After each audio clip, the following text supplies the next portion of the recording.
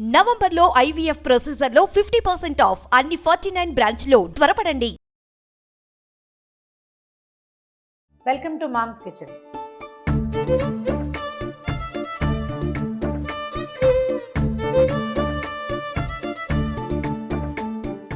ఇవాళ బోల్డ్ అని పదార్థాలు కనిపిస్తున్నాయి చూడండి. రాజ్మాలు, తర్వాత ఏమో బఠానీలు, తర్వాత శనగలు, ఆ తర్వాత బోల్డ్ రకాల ఏమంటారు పెసలు, అలచందలు, స్ప్రౌట్స్. మామూలుగా మనం సాంబార్లు పులుసులు చేసుకుంటామండి, పప్పుతో కలిపి చేస్తాం కదా. పప్పే కొంచెం ప్రోటీన్.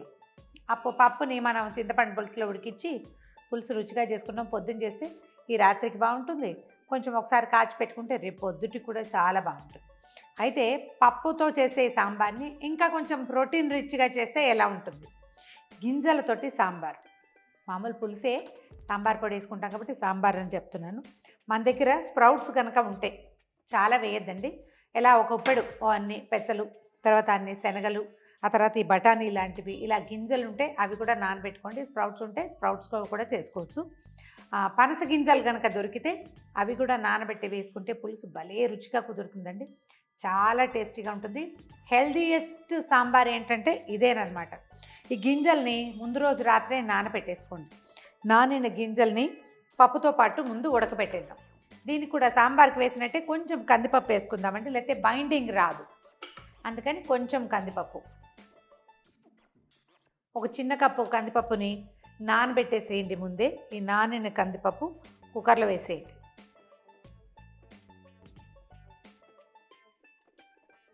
పప్పుకు సరిపడా నీళ్ళు పోయండి. దీంతో పాటు ఏం చేద్దామంటే మనం నానబెట్టి ఉంచుకున్నటువంటి రాజ్మాలు, బఠానీలు, తర్వాత ఏమో గ్రీన్ పీస్ అంటే ఏమన్నా దీన్ని శనగలు, వీటిని, తర్వాత పల్లీలు కూడానండి, పల్లీలు వేసుకోవచ్చు. తర్వాత మనకి డబల్ బీన్స్ అని దొరుకుతాయి, జోడీ బీన్స్ అంటారు, పెద్ద పెద్దవి, అవి వేయచ్చు. కందులు దొరికితే అవి కొంచెం, అన్నీ ఎక్కువ వద్దు. ఇన్నే మినపప్పు, మినుములు, నల్ల మినుములు ఉంటాయి కదా, అవి కాసిన ఉలవలు ఉంటే అవి కూడా. ఈ గింజలన్నిటినీ కూడా కాసిన చొప్పున మనం ఈ పప్పుతో పాటు ఉడికిచ్చేసుకోవచ్చు.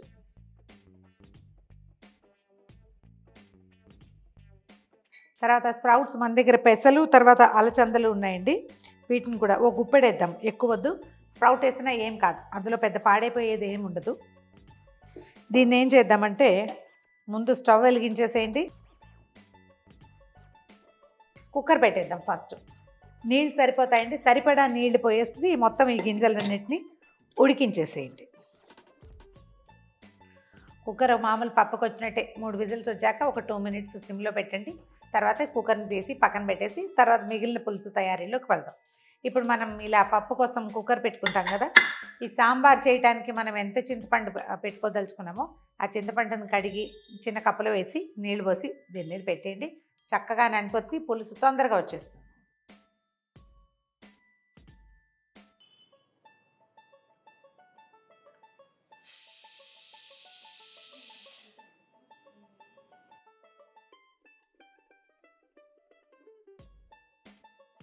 పప్పు గింజలు పెట్టిన కుక్కరు చల్లారేదాకా దాన్ని పక్కన పెడతామండి. ఈ లోపల మనం పులుసు తాలింపులో వేసుకుందాము.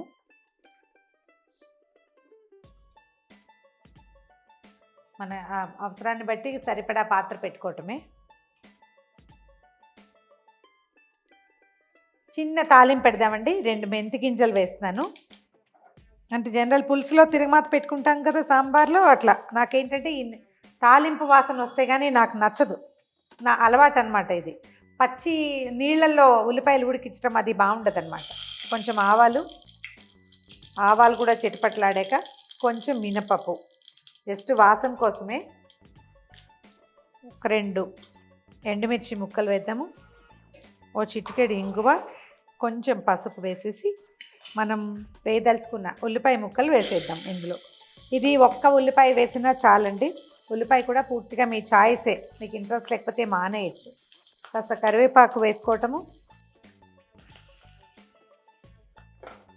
ఉల్లిపాయని ఎప్పుడు కూడా నూనె తగిలిస్తేనే దాంట్లో ఉన్న పచ్చి వాసన పోతుంది.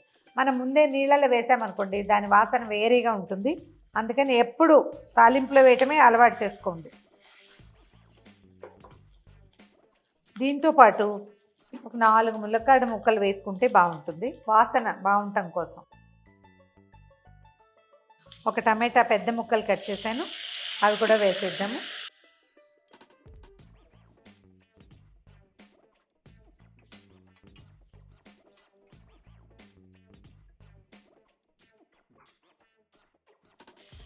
ముక్కలు కొంచెం నూనెలో మగ్గిన తర్వాత సరిపడా ఉప్పు వేసేసి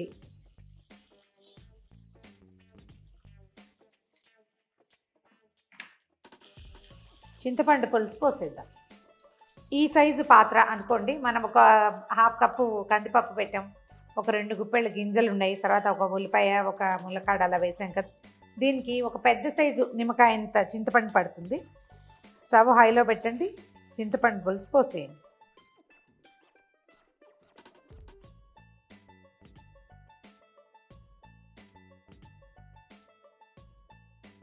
ఇంకా తాపీగా పులుసు కాగనిద్దాము. ఇందులో ఈ మనం ఉల్లిపాయలు ఇవి వేసాం కదా, ఇవి చింత పులుసులో మునిగి మగ్గి బాగా ఉడికేదాకా దీన్ని తెరలనిస్తే సరిపోతుంది.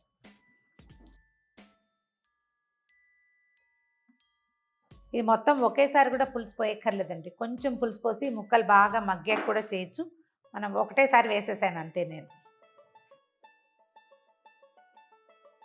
పులుసు దాదాపుగా కాగిపోయిందండి, మన కుక్కర్ కూడా మూత వచ్చేసింది. ఇలాంటి పులుసులు చేసుకునేటప్పుడు సాధ్యమైనంత పెద్ద గింజలే వేసుకోవాలి. పెసలు ఊరికే కొన్ని వేసుకుంటే బాగుంటుంది, ఎందుకంటే చిన్న చిన్న గింజలు అయితే ఏమవుతాయంటే పులుసులో అన్నీ మ్యాష్ అయిపోయి అయిపోతుంది, మనకి ఇట్లా లుక్ కనపడదు అనమాట. కుక్కర్లో ఉన్న పప్పుని కొంచెం మెదిగేలాగా కలపండి అటు ఇటు. తర్వాత కొంచెం రెడీగా పెట్టుకున్న సాంబార్ పొడి, సాంబార్ కారం ఏదైనా మనం పులుసులో వేసుకునే పొడి ఏదైనా, సాంబార్ పొడి ఇది హోమ్ మేడేనండి. ఈసారి దీని రెసిపీ కూడా చూపిస్తాను. వేయించి చేసే రెసిపీ చూపించాము ఇంతకుముందు, ఇది గిర్నీలో పట్టించింది. జస్ట్ పాళ్ళు చెప్పి ఒక వీడియో చేద్దాం, నెక్స్ట్ టైం చూపిస్తాను. ఒక 2 స్పూన్లు, ఆల్రెడీ ఈ పప్పులు చిక్కగా అయిపోతుంది పులుసు, అందుకని ఎక్కువ సాంబార్ పొడి వేయట్లేదు. పప్పులో వేస్తే ఏమవుతుందంటే సాంబార్ పొడి ఈవెన్గా కలిసిపోతుందని.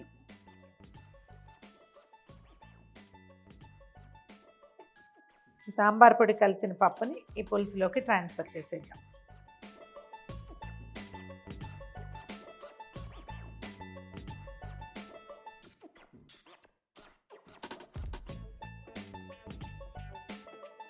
ఈ కుక్కర్లో మిగిలిన పప్పును కూడా కొంచెం నీళ్ళు పోసి కలిపేసేద్దాము. చిక్కగానే ఉంది చూడండి. సాంబార్ పొడి, పప్పు, ఈ పులుసుని నిదానంగా తెరలనివ్వండి. పప్పు వేసిన పులుసు తెరలిన కొద్దీ రుచి. మీరు బెల్లం పంచదార ఏమైనా వేసుకోదలిస్తే ఒక చిన్న బెల్లం ముక్క వేసుకోవచ్చండి, చింతపండులో దోషగుణం పోవటానికి. ఒకవేళ ఇంట్లో ఇష్టపడరు అంటే మా నేంటి పాపం మరి ఏం చేస్తారు, మా స్టూడియోలో ఎవరు అంటే బెల్లం వేయడానికి ఇష్టపడలేదన్నమాట. వద్దండి అని చెప్తున్నారు. బెల్లం డెఫినెట్గా వేసుకోవాలండి, ఇట్స్ హెల్దీ, చాలా మంచిది. కాగనిద్దాము ఒక 5 నిమిషాల నుంచి 10 నిమిషాల దాకా. తెరలనిస్తే బాగా రుచిగా ఉంటుంది. మంచి మరుగు వచ్చాక దింపేసేయండి. ఉప్పు సరి చూసుకోండి. రంగు కూడా చాలా ముచ్చటగా చక్కగా వచ్చింది కలర్. ఈ పులుసు మరిగేటప్పుడు ఇందులో ఒక గరిటెని వదిలేసేయండి. పప్పేసాం కదా, పొంగిపోతుంది, అందుకని గరిట వదిలిపెట్టేస్తే పెద్ద గరిటెని వదిలేసామంటే దొర్లిపోకుండా ఉంటుంది, పైకి పొరలకుండా. పప్పు సాంబార్ పొడి వేసాక 10 నుంచి 15 నిమిషాల పాటు చక్కగా పులుసుని కాగనివ్వండి. చిక్కబడింది చూడండి పులుసు, మంచి వాసన వస్తుంది గుమగుమలాడుతూ. ప్రతి గరిట వేస్ట్ చేయకుండా మొత్తం తినేటమే, మొత్తం గింజలన్నీ కూడా. మనం జాగ్రత్త పడాల్సింది ఏంటంటే రాజ్మా లాంటి గింజలు కొంచెం ఉడికి ఎక్కువ పడతాయి, వీటిని విడిగా వేరేగా ఉడికించుకుంటే మంచిది. మిగిలిన బఠానీలు, శనగలు అన్నీ ఒకేలా ఉడికిపోతాయి. కానీ జోడీ బీన్స్ అంటాం, పెద్ద పెద్ద బీన్స్ ఉంటాయి ఇట్లా వెడల్పుగా, కిడ్నీ బీన్స్ అవి, తర్వాత ఈ రాజ్మాలు, వీటికి కొంచెం ఉడికి ఎక్కువ కావాలి. ఆ ఒకటి జాగ్రత్త పడితే సరిపోతుంది. పులుసు కాగిపోయింది. చక్కగా చేతి కొద్దీ కొత్తిమీర వేసేయండి. ఇందులో మంచిగా అప్పడాలు, వడియాలు వేయించుకుని ఈ సాంబార్ పక్కన పెట్టుకుని తింటే చాలా బాగుంటుంది. నేను ఇది చేసినప్పుడు కూడా ఏం చేస్తానంటే ఒక 1/2 గ్లాస్ అన్నం ఉండి కలిపేస్తాను ఇందులో. సాంబార్ రైస్ లాగా ఉంటుంది, కొంచెం బిసిబేళ్ళ బాత్ లాగా వస్తుంది. ఒకవేళ దీంతో మనం రైస్ చేసుకోదలిస్తే ఒక టిప్ అండి, చిన్న మసాలా పౌడర్, గరం మసాలా చేసుకుంటాం కదా ఇంట్లోది, గరం మసాలాది కూడా మనది ఒక రెసిపీ ఉంది చూడండి, ఒక వీడియో ఉంది. గరం మసాలా పొడి 1 స్పూన్ చల్లేస్తే కలిపేస్తే బిసిబేళ్ళ బాత్ లాగా అయిపోతుంది, లాగా అవుతుంది. బిసిబేళ్ళ బాత్ పూర్తిగా కాదు, అక్కడ కనిపిస్తుంది అట్లా. అలా తినేసేయచ్చు. ఎక్కడికైనా ప్రయాణాలప్పుడు ఇలా చేసుకువెళ్తే ఈ ఒక్క పదార్థమే చాలా ఎక్కువ పదార్థాలు తిన్నంత హెవీ థింగ్ని ఇస్తుందన్నమాట. చూడండి, ప్రోటీన్ రిచ్ సాంబారు రెడీగా ఉంది. స్టవ్ ఆపేస్తున్నాను.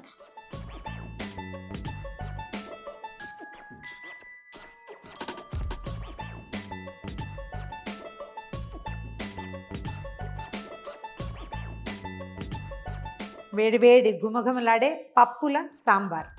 దీన్ని ప్రోటీన్ రిచ్ సాంబార్ అని చక్కగా చెప్పచ్చండి, ఏమాత్రం డౌట్ లేకుండా. ఒకసారి చేసి చూడండి. పిల్లలకి కనుక నచ్చితే బాక్స్లోకి చాలా హెవీగా ఉంటుంది ఫుడ్, చాలా బాగుంటుంది.